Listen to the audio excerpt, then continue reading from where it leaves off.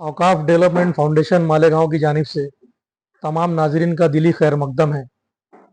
एक मुजरिमाना साजिश के तहत इस्लाम और मुसलमानों से बदजन करने की बदनीयती से औकाफ के ख़िलाफ़ एक मुनज़्ज़म प्रोपेगेंडा मुल्क के इत्तेहाद की दुश्मन तंजीमों और फ़िरका परस्त अनासिर की जानिब से एक लंबे अरसे से चलाया जा रहा है और गलत फहमियों का इस कदर अंबार लगा दिया गया है कि मुल्क की एक बहुत बड़ी अक्सरियत वक्फ से मुतनफ़िर और बदजन हो गई है, जो हकीकत से कोसों दूर बल्कि हकीकत के बिल्कुल बरखिलाफ है।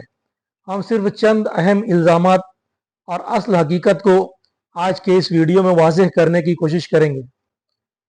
पहला इल्ज़ाम यह है कि वक्फ दिफा और रेलवे के बाद तीसरा सबसे बड़ा लैंडलॉर्ड या ज़मींदार है। इसकी हकीकत यह है कि 17 नवंबर 2006 को पार्लियामेंट में पेश की जाने वाली जस्टिस राजेंद्र सच्चर कमेटी की रिपोर्ट के सफ़ा नंबर 220 के मुताबिक भारत में 4,90,021 रजिस्टर्ड वक्फ प्रॉपर्टीज़ हैं, जो 5,72,052 एकड़ पर मुश्तमिल हैं। यह सबसे ऑथेंटिक फिगर या मोतबर है। इसके अलावा बाकी जो है वो डाटा से सपोर्टेड नहीं है। दूसरी वजह है कि मरकजी वजारत अक़लियती उमूर के मातहत वक्फ asset management systems of India, जिसे मुख्तसरन वामसी कहा जाता है, इसकी वेबसाइट है www.wamsi.nic.in। इस वेबसाइट के मुताबिक फ़िलहाल हिंदुस्तान में 8,72,336 रजिस्टर्ड वक्फ प्रॉपर्टीज़ हैं, जो तकरीबन एक अंदाज़ा लगाया जाता है कि 9,40,000 एकड़ पर मुश्तमिल हैं। तीसरी वजह यह है कि मरकजी वजारत अक़लियती उमूर मतलब मिनिस्ट्री ऑफ माइनॉरिटी अफेयर्स के अंडर सेंट्रल वक्फ काउंसिल, इसने 7 अक्टूबर 2024 मतलब गुज़िश्ता महीने हमारे कानून हक के मालूमात मतलब RTI के जवाब में बताया कि औकाफ की GPS मैपिंग 2016 में शुरू की गई। जब सर्वेयर ने असल वक्फ प्रॉपर्टीज पर कोई इजाफा देखा तो उसे अलग इंतजामी इकाई के तौर पर दर्ज किया गया, जिसकी वजह से पोर्टल में वक्फ प्रॉपर्टीज की तादाद में इजाफा नजर आता है, जबकि वो हकीकतन तादाद में इजाफा नहीं है बल्कि वक्फ की एक तकसीम है। और GPS मैपिंग का काम आज भी मुकम्मल नहीं हुआ है। ये औकाफ की जायदादों की तादाद में इजाफे की सबसे अहम वजह है। चौथी वजह यह कि वक्फ की जो प्रॉपर्टीज होती हैं की मिल्कियत इंसानों के हाथों से निकलकर मुस्तकिल तौर पर अल्लाह के नाम पर मुंतकिल हो जाती हैं और इन प्रॉपर्टीज की आइंदा खरीद और फरोख्त मुमकिन नहीं होती। इसलिए जाहिर बात है कि गुज़िश्ता 1400 सालों से वक्फ की तादाद में इजाफा हो रहा है और आइंदा भी यही सूरत हाल रहेगी। पांचवी एक वजह आपको मैं बताता हूं कि DNAindia.com एक वेबसाइट है, उस पर 11 फरवरी 2024 को ऋतिक राज साहब की शाये करदा रिपोर्ट के मुताबिक भारत में कैथोलिक चर्च ऑफ इंडिया के पास 17.29 करोड़ एकड़ जमीन है। ईसाइयों और मुसलमानों की आबादी के तनासुब से मुआजना करें और गलत प्रोपेगेंडे को आप समझने की कोशिश करें, क्योंकि हिंदुस्तान में ईसाई सिर्फ 2.3%, जबकि मुसलमान 14.23% हैं। छठी वजह आपको एक मैं बतलाता हूं कि भारत का कुल रकबा 32,87,263 स्क्वायर किलोमीटर है, जो 8,120 लाख एकड़ के बराबर होता है। अगर बिल फर्ज 9 लाख एकड़, जो कि फिगर गलत है, असल में वो 5,72,000 सच्चर कमेटी के मुताबिक है, वक्फ की जमीन अगर 9 लाख एकड़ मान ली जाए तो भी ये कुल रकबे का सिर्फ और सिर्फ 0.11 यानी 0.11% होता है, जबकि मुल्क में मुसलमानों की आबादी 14% से ज्यादा है। क्या आप इसे गलत प्रोपेगेंडा तस्लीम करने पर आमादा नहीं? सातवीं एक वजह आपको मैं और बतलाता हूं कि हमारे मुल्क में तकरीबन 60,70,000 देहात या विलेजेस हैं और मुसलमान कमोबेश तकरीबन हर देहात में कुछ न कुछ तादाद में पाए जाते हैं। अगर फर्ज कर लें कि सिर्फ 80% या 80% देहातों में ही मुसलमान रहते हैं, बकिया 20% देहातों में कोई मुसलमान नहीं रहता, तो 80% देहातों की तादाद 48,56,000 होती है। जहां कहीं भी मुसलमान चाहे जितनी कलील तादाद में हो, वहां एक अदद कब्रस्तान और एक अदद ईदगाह की जरूरत तो हर सूरत में होती है। अगर सिर्फ 1 एकड़ कब्रस्तान के लिए और सिर्फ 1 एकड़ जमीन ईदगाह के लिए मुख्तसस की जाए तो 2 एकड़ फी देहात के हिसाब से 97,12,000 एकड़ जमीन होना चाहिए, जबकि अभी सिर्फ 9 लाख एकड़ जमीन पर चीखों पुकार जारी है। अगरचे के मसाजिद, दरगाहें, खानका और इमाम बारगाह वगैरह का हिसाब इसमें शामिल नहीं। एक वजह और इसकी ये भी समझी जा सकती है कि वर्ल्ड हेल्थ ऑर्गेनाइजेशन, जिसे WHO कहा जाता है, उसके डेटा के मुताबिक 2023 में हिंदुस्तान की पॉपुलेशन या आबादी तकरीबन 143 करोड़ 80 लाख 69,596 थी। अगर मुसलमानों की तादाद 15% भी फर्ज की जाए तो मुस्लिम आबादी भारत की तकरीबन 21 करोड़ 57 लाख 10,439 होती है। एक मुसलमान की मैयत को दफन करने के लिए 1 मीटर चौड़ी और 2 मीटर लंबी, गोया 2 स्क्वायर मीटर जगह दरकार होती है। इस हिसाब से भारत के मुसलमानों की तदफीन के लिए आज 43 करोड़ 14 लाख 20,878 स्क्वायर मीटर जगह चाहिए, जो तकरीबन 1,06,606 एकड़ के बराबर बनती है। औसत शरह ज़िंदगी, जिसे एवरेज लाइफ एक्सपेक्टेंसी भी कहते हैं, वो ऑफिशियली 67.3 यानी 67.3 साल बतलाई जाती है, जबकि हमारी नाकिस राय में कोविड के बाद ये 60 साल से भी कम हो गई है। आबादी की शरह में सालाना इजाफे के मद्देनज़र अगर हिसाब निकाला जाए तो सिर्फ गुज़िश्ता 10 नस्लों यानी सिर्फ 600 सालों में आज के मौजूदा वक्फ की मुकम्मल जगह ख़त्म हो जानी चाहिए थी, जबकि मुसलमान यहाँ गुज़िश्ता 1000 से ज़ायद सालों से, बल्कि कुछ रिवायत के मुताबिक 1400 सालों से इस मुल्क में मौजूद हैं। गोया साबित हुआ कि वक्फ की जगह ज़रूरत से भी काफ़ी कम है, क्योंकि ये सिर्फ कब्रस्तान का हिसाब है। बकिया तमाम औकाफ की किस्में अभी ज़ेर गौर लाई नहीं गई हैं। नवी वजह आपको मैं बताता हूँ कि तमिलनाडु हुकूमत के सियाहत डिपार्टमेंट की पॉलिसी नोट बराए 2023-24 के सफ़ा नंबर 44 के मुताबिक तमिलनाडु में टेम्पल लैंड 4,22,000 एकड़ और मठ लैंड 56,000 एकड़, इस तरह कुल 4,78,000 एकड़ जमीन है। इसी तरह गवर्नमेंट ऑफ आंध्र प्रदेश की report of the controller and auditor general of India on revenue sector for the year ended March 2018 के पेज नंबर 84 के मुताबिक आंध्र प्रदेश में मंदिरों की मिल्कियत में ज़रई ज़मीन 4,53,459.61 एकड़, जबकि गैर ज़री यानी नॉन एग्रीकल्चरल ज़मीन 9,05,374 स्क्वायर यार्ड यानी 187.06 एकड़, इस तरह कुल 4,53,646.67 एकड़ ज़मीनें हैं। ये 2018 के आदाद शुमार हैं। 12 अगस्त 2024 को अंग्रेजी अखबार द हिंदू में आंध्र प्रदेश के इंडोमेंट मिनिस्टर अनम राम नारायणा रेड्डी का बयान शाया हुआ है, जिसके मुताबिक इंडोमेंट डिपार्टमेंट के मातहत 4,65,000 एकड़ ज़मीनें हैं। हमारे मुल्क में कुल 28 रियासतें हैं और 8 यूनियन टेरिटरीज हैं। सिर्फ तमिलनाडु और आंध्र प्रदेश में हिंदू एंडोमेंट डिपार्टमेंट के पास 4.78 लाख प्लस 4.65 लाख, इस तरह को कुल मिलाकर 9.43 लाख एकड़ ज़मीनें हैं, जबकि वक्फ के पास पूरे मुल्क में गैर तस्दीक शुदा जो बढ़ा चढ़ाकर बयान की जाती है 9.40 लाख एकड़ ज़मीनें हैं। अभी 26 रियासतें और 8 यूनियन टेरिटरीज बाकी हैं, फिर भी ये चीखो पुकार चाहे मानी दारद।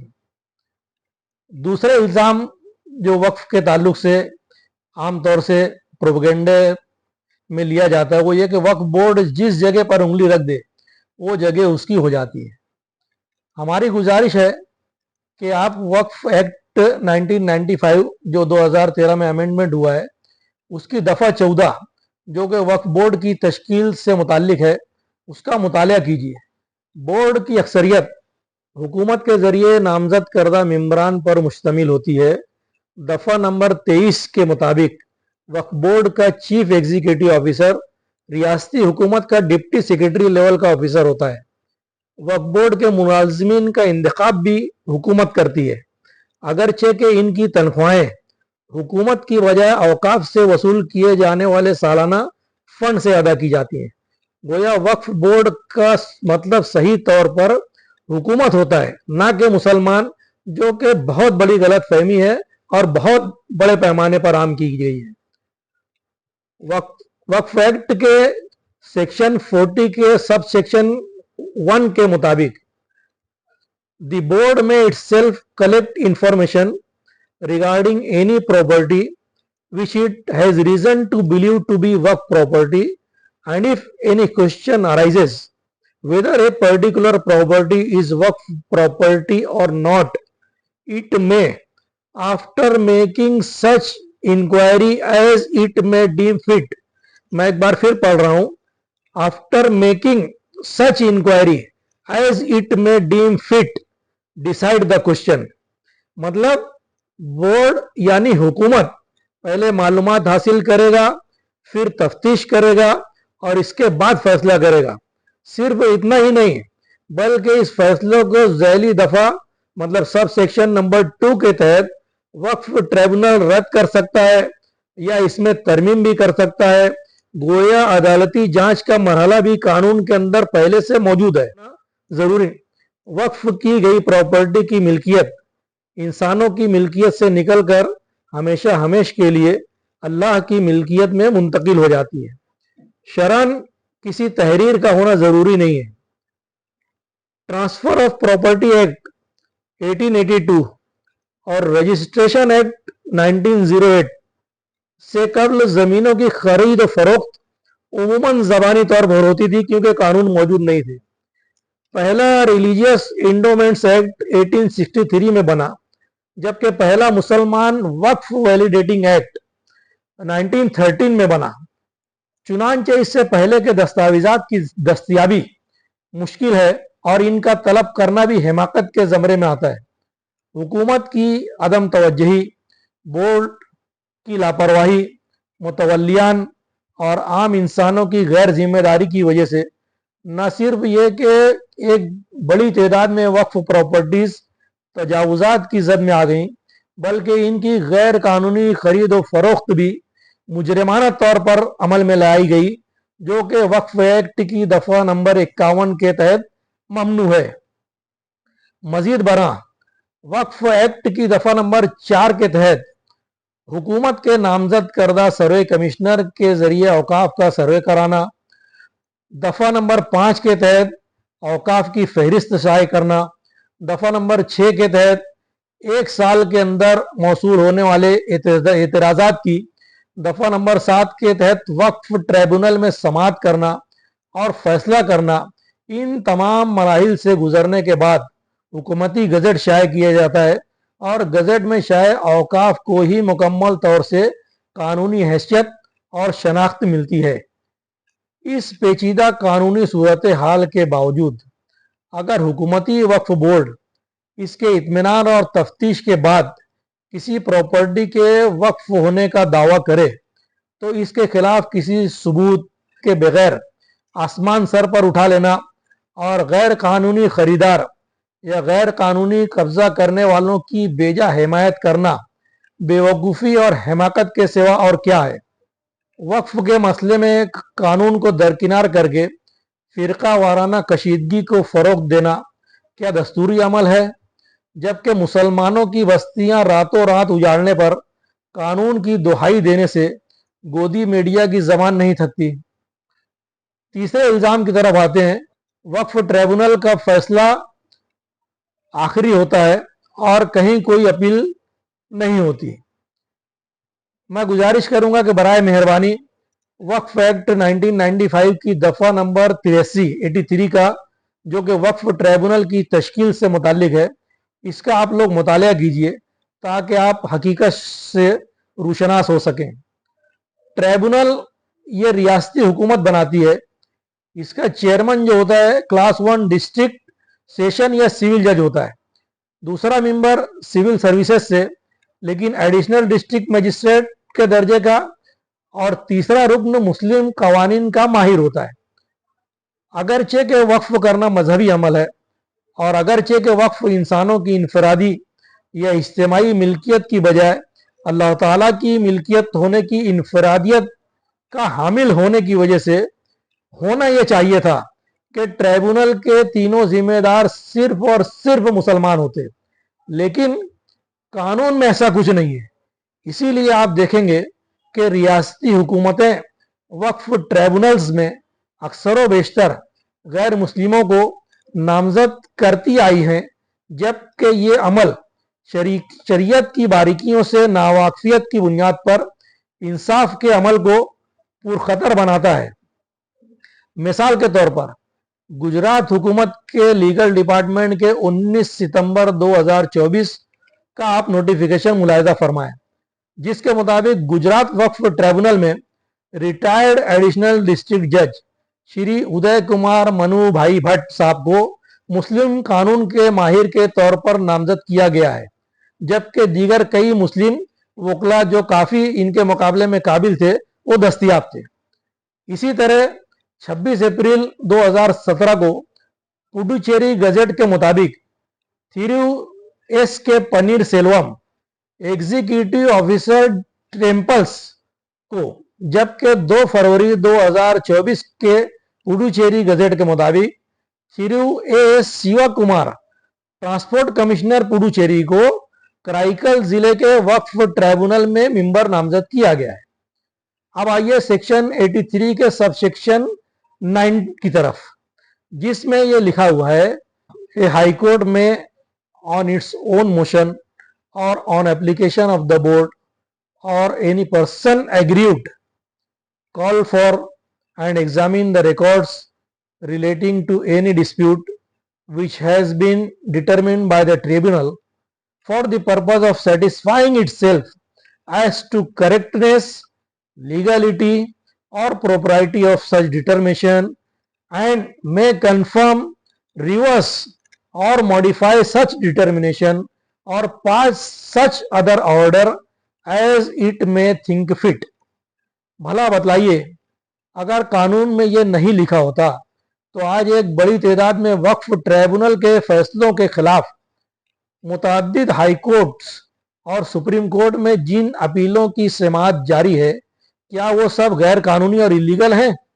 چوتھا الزام جو اس سلسلے میں لگایا جاتا ہے وہ یہ کہ وقف ایکٹ دوسرے تمام قوانین سے اوپر ہے۔ وقف ایکٹ کی دفعہ 108A کے اندر یہ لکھا ہوا ہے کہ the provision of this act shall have overriding effect۔ اگرچہ کہ خدا کی ملکیت ہونے اور مذہبی عمل ہونے کی بنا پر اور اپنی گوناگوں انفرادیت کی بنا پر وقف ایکٹ کو ترجیحی درجہ دینا انتہائی ضروری اور نہایت معقول بات ہے، لیکن اعتراضات کے جواب میں ہم یہ بتانا چاہتے ہیں کہ ملک عزیز بھارت کی سپریم کورٹ کے بے شمار ایسے فیصلے موجود ہیں جن میں اس بات کا تذکرہ ہے کہ کوئی بھی اسپیشل ایکٹ جیسے وقف ایکٹ تمام عام قوانین پر فوقیت رکھتے ہیں۔ کامن سینس بھی یہ کہتا ہے کہ اگر فوقیت نہ ہو تو خاص قوانین بنانا حماقت کے زمرے میں شمار ہوگا۔ بہرکیف سپریم کورٹ آف انڈیا کے 3 فیصلے آپ کی خدمت میں پیش ہیں جن میں خصوصی قانون کی فوقیت کا واضح ذکر موجود ہے۔ پہلی مثال سول اپیل نمبر 5617 آف 1990 ہے، R S Raghunath versus state of Karnataka and اندر۔ اس کے پیرا نمبر 28 میں لکھا ہوا ہے کہ a general law does not abrogate any earlier special one by mere implication, یعنی کوئی بھی کامن قانون پہلے سے رائج خاص قانون کو متاثر نہیں کر سکتا۔ وقف ایکٹ بھی ایک خاص یعنی اسپیشل ایکٹ ہے۔ دوسری مثال ہے criminal appeal number 1222 of 2016, Sharad Babu Digumarti versus government in city of Delhi. इसके पैरा नंबर 37 के अंदर ये लिखा हुआ है कि it is settle position in law that a special law shall prevail over the general and prior laws. तीसरी मिसाल, transferred case number 213-27 of 2020 with civil appeals number 2024-27 of 2020 etc. Pharmacy Council of India versus Dr. S.K. Toshniwal Educational Trust, Vidarbha institute of pharmacy and others. इस judgement के para number 14 के अंदर ये लिखा हुआ है कि the pharmacy act is special act and the subsequent enactment of the AICTE act is general and therefore the Pharmacy Act being a special act must prevail। ये तीन मिसालें मैंने आपको दी हैं जो ये साबित करती हैं कि स्पेशल एक्ट जो रहता है ये हमेशा ओवर राइडिंग इफेक्ट रखता है। पांचवा इल्जाम ये लगाया जाता है कि वक्फ दुनिया के दूसरे किसी भी मुल्क में वक्फ बोर्ड नहीं है। दुनिया के हर मुल्क में अपना अपना दस्तूर और कानून होता है जो वहां के हालात और जरूरियात के मुताबिक होता है। वक्फ बोर्ड जो है ये हमारे वक्फ एक्ट के तहत रियासती हुकूमतें तश्कील देती हैं। वक्फ के मामलात हमारे यहाँ वक्फ एक्ट 1995 और उससे पहले के और 2013 से के अमेंडमेंट के मुताबिक मरकजी हुकूमत की वजारत अक़लियती उमूर के ज़ेर निगरानी सेंट्रल वक्फ काउंसिल और रियासती हुकूमतों के मातहत वक्फ बोर्ड देखते हैं। दुनिया के दीगर चंद ममालिक में वक्फ की निगरानी और इंतजाम करने वाली वजारतों और महकमात की एक फहरिस्त आपकी खिदमत में पेश कर रहे हैं। अगर आप चाहें तो गूगल से भी मालूम कर सकते हैं। गोया ये बात बिल्कुल गलत है कि किसी दूसरे ममालिक में, यहाँ तक कि इस्लामी ममालिक में भी वक्फ बोर्ड मौजूद नहीं। इस्लामी ममालिक में औकाफ के निगरान अदारों की या मिनिस्ट्रीज़ की एक फहरिस्त मैं आपको बतलाना चाहूँगा कि अफगानिस्तान में मिनिस्ट्री ऑफ हज एंड एंडोमेंट्स देखती है, अल्जीरिया में ministry of religious affairs and वक्फ देखती है, बहरीन के अंदर ministry of justice Islamic affairs and वक्फ के मातहत वक्फ आते हैं, बांग्लादेश में ministry of religious affairs, Brunei में Islamic religious council of Brunei Darussalam आती है, इजिप्ट में मिनिस्ट्री ऑफ औकाफ ऑफ इजिप्ट, इंडोनेशिया में बडान वक्फ इंडोनेशिया, ईरान में ministry of education and औकाफ, Iraq में office of Sunni endowments and office of Shia endowments, Jordan में the Jordanian ministry of Awqaf, Kuwait में Kuwait ministry of Awqaf and Islamic affairs, Malaysia में state Islamic religious councils, Oman के अंदर ministry of Awqaf and religious affairs, Pakistan में ministry of religious affairs and inter faith harmony, Qatar में ministry of Awqaf and religious affairs, Saudi Arabia में ministry of Islamic affairs dawah and guidance, Sudan में ministry of religious affairs, Syria में ministry of endowments, Turkey में the directorate general of foundations, UAE में general authority of Islamic affairs and endowments. ये कुछ मिसालें हमने पेश की हैं। दरअसल ये गलत इल्ज़ामात मुसलमानों को और इस्लाम को बदनाम करने की एक साजिश है। भारत के मुसलमान तालीमी और माशी पसमानदगी की बिना पर इसका जवाब देने से कासिर रहते हैं। हमने कुछ हकायक के जरिए चंद गलत फहमियों को दूर करने की कोशिश की है।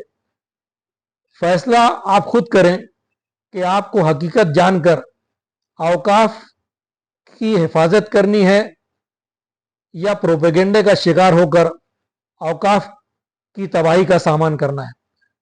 मुल्क की सालमियत और फिरका वाराना हम आहंगी का तकाजा है कि हम सब दस्तूर हिंद के मुताबिक हर मजहब के लोग अपने अपने मजहब की तालीमात पर आज़ादी के साथ अमल करें और कोई भी दूसरे के मजहब में बेजा दखल अंदाजी से हत्तल इम्कान एहतराज और परहेज करे, और यही उम्मीद हुकूमत वक्त से भी की जानी चाहिए। उम्मीद करते हैं कि देश के हित में हम लोग ایک بہتر رائے قائم کریں گے اور فرقہ وارانہ ہم آہنگی کو تباہ و برباد ہونے اور ملک کے خلاف کوئی بھی کام کرنے سے بچیں گے.